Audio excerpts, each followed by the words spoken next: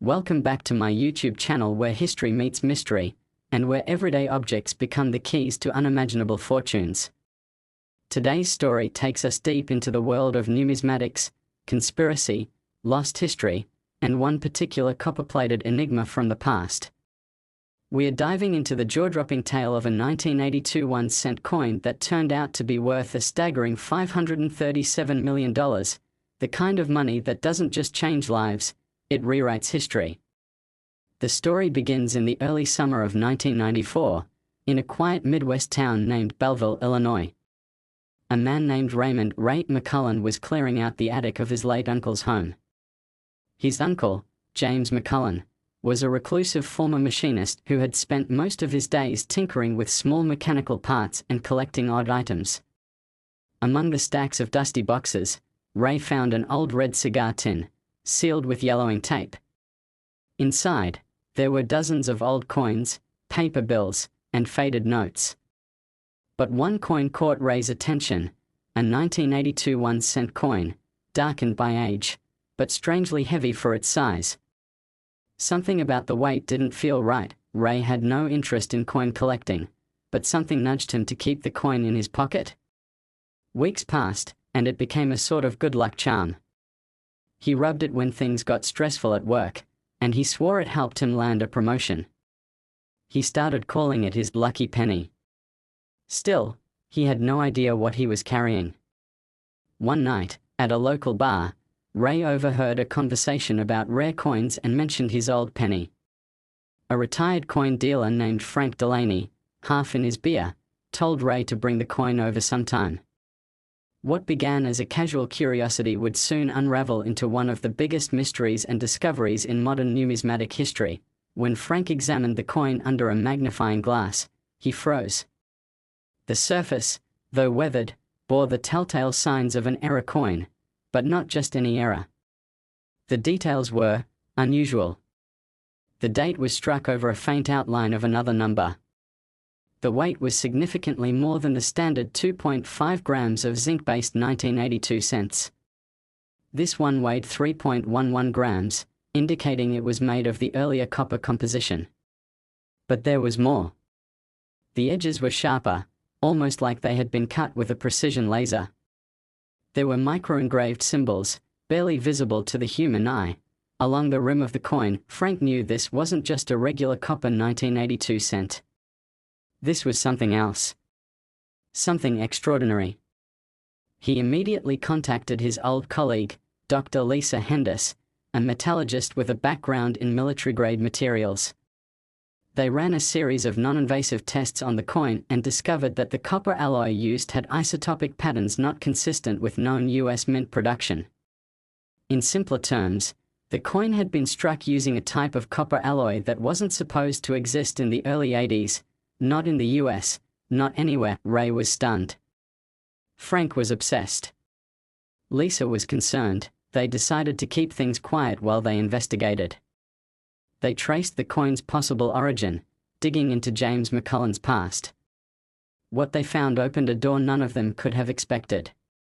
James had worked for a subcontractor of the US Mint during the early 1980s. His job wasn't just machining. He had high-level security clearance and worked on prototype dies and blank planches, essentially the physical templates and materials for coin production. In 1982, the US Mint transitioned from copper-based pennies to zinc-based ones due to rising copper prices. But what most people didn't know was that there were several experimental batches tested during that year, coins struck with variations of copper, brass, and even exotic metals, to determine the most cost-effective and durable composition. These were never meant to leave the mint. But what if one did? James McCullen, with his access and expertise, may have smuggled out one of these ultra-rare prototypes. But why? And why did it have those micro-engravings? Lisa's team scanned the coin with advanced imaging and found something that defied logic. The micro-engraved symbols weren't random. They matched a cipher used in Cold War-era communications. Embedded within the designs were sequences of numbers and letters that, when decoded, referenced coordinates and dates related to high-level intelligence operations. Suddenly, the coin wasn't just rare, It was potentially a carrier of classified information. They brought in a historian specializing in Cold War espionage. He was skeptical at first but confirmed that the symbols aligned with an obscure coding method used by a disbanded intelligence group known as Section 17, a rogue division rumored to have operated outside the official knowledge of even the CIA. This coin may have been part of a covert method of transferring data. Hidden in plain sight, word began to leak. Someone tipped off a collector in Europe, who offered $4 million. Then an anonymous bidder from Asia offered $10 million. The coin was quickly dubbed the McCullen cent, and rumors swirled in underground auction circles. One offer came in for $83 million, contingent on private delivery and a silence agreement. Ray refused. He didn't want to lose the coin to secrecy. He wanted answers. That's when the trouble started. Ray noticed he was being followed. Lisa's lab was broken into, though nothing was stolen, except the backup hard drives containing test results. Frank received a legal threat from a private security consultancy warning him to cease any publication or public discussion of the coin. Things escalated quickly. Ray's house was ransacked while he was out one evening. Still, the coin remained with him, now stored in a bank vault with biometric security. Then came the turning point. A wealthy tech magnate and history enthusiast named Edwin St. Clair caught wind of the story. Edwin had the resources to protect Ray, the coin, and their investigation. He offered a staggering $537 million, not just for the coin, but for the rights to study it, publish findings, and preserve it as a historical artifact. Edwin didn't want to hide the truth. He wanted to share it with the world. Ray accepted the deal under the condition that the truth about his uncle, the coin's origin, and its bizarre properties be made public. Within months, Edwin assembled a team of historians, cryptographers, and intelligence veterans. Their findings shocked even the most skeptical observers. The coin wasn't just rare. It was proof of a covert program involving the US Mint, secret military communication, and experimental metallurgy that had been erased from official records. James McCullen had been part of a classified initiative to develop coins that could store coded information, pass unnoticed through international hands, and survive intense environmental conditions. It was never fully deployed. The project was buried. But this single coin survived. The coin was displayed in a secured museum exhibit funded by Edwin's foundation, where visitors could learn not just about its monetary value, but its strange and secretive history. Scholars wrote papers. Documentaries were filmed. The McCullen cent became a symbol not just of wealth, but of how much history can be hidden in plain sight. Ray retired early, never needing to work again. But more than the money, he found peace knowing his uncle's legacy wasn't one of isolation, but of silent brilliance. Lisa became a best-selling author, detailing the story and her scientific discoveries. Frank consulted for the Smithsonian. And Edwin continued to hunt for other hidden relics of forgotten history. To this day, no other coin has matched the McCullen cent. There are whispers of a second one, possibly lost, possibly still embedded in another private collection, or maybe still lying in a box in some attic, waiting to be found. And every time someone comes across a 1982 penny, they weigh it in their hand, hoping, wondering, dreaming. The McCullen cent taught us that sometimes, the smallest things carry the biggest secrets. That value isn't just in metal, but in mystery.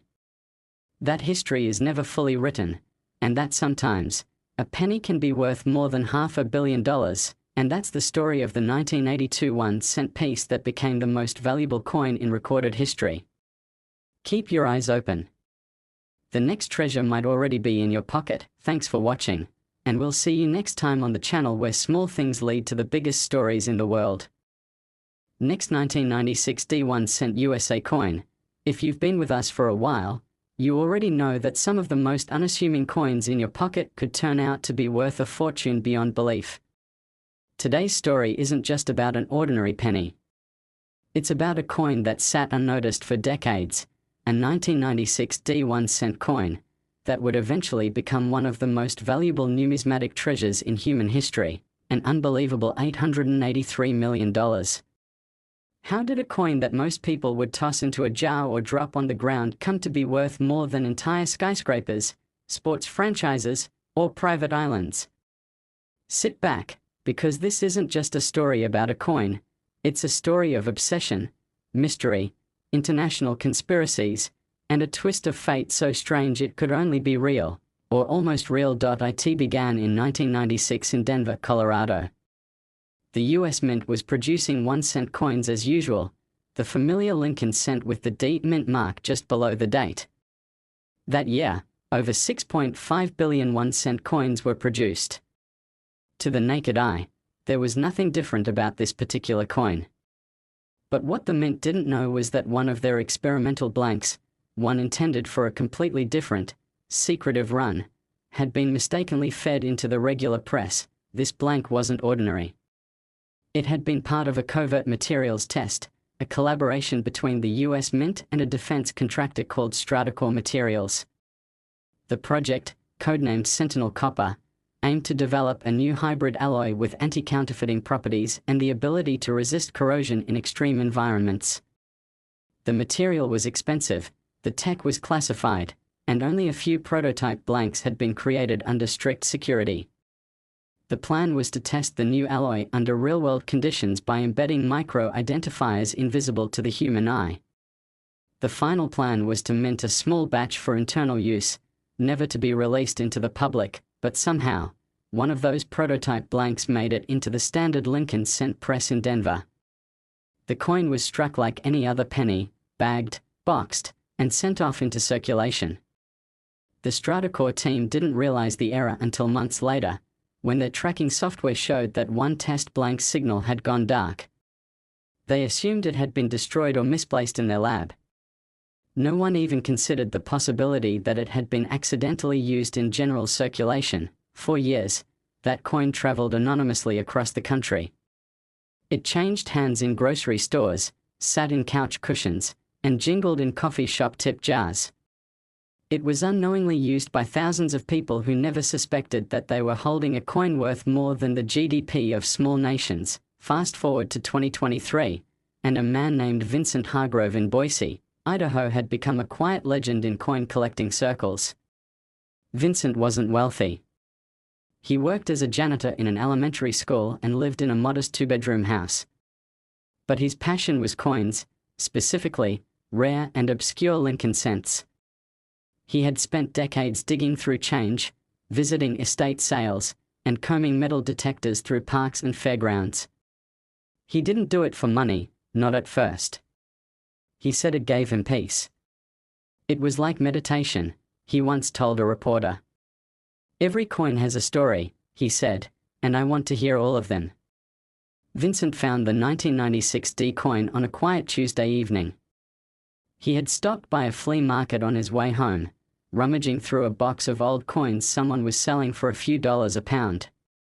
Most of the coins were common, worn, or damaged.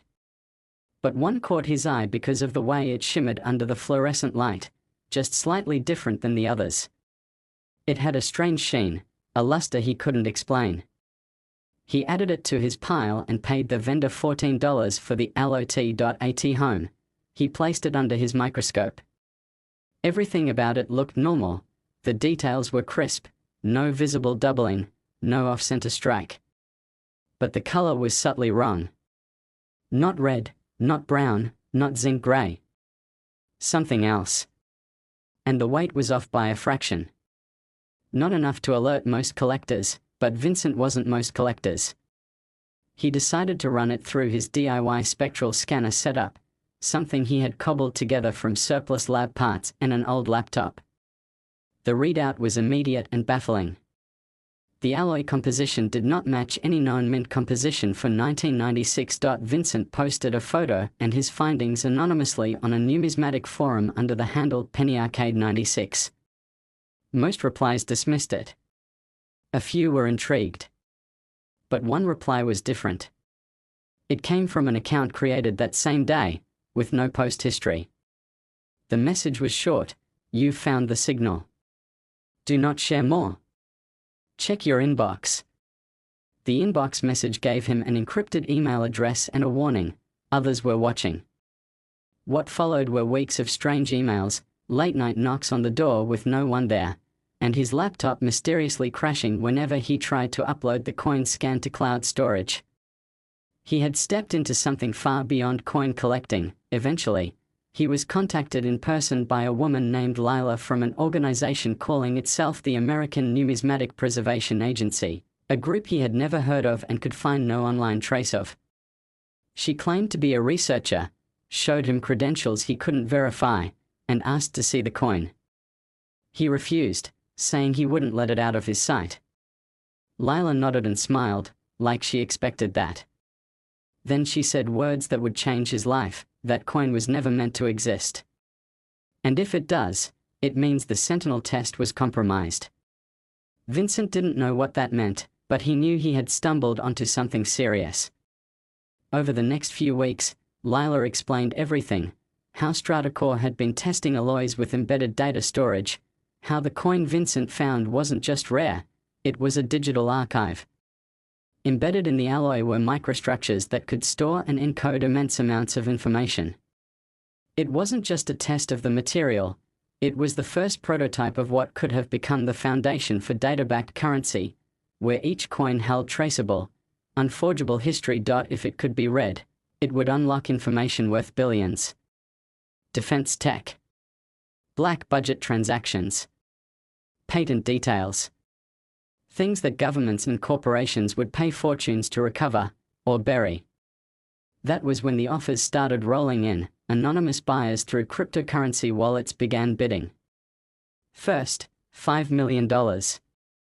Then 15. Then offers from Chinese, Russian, and private Swiss entities.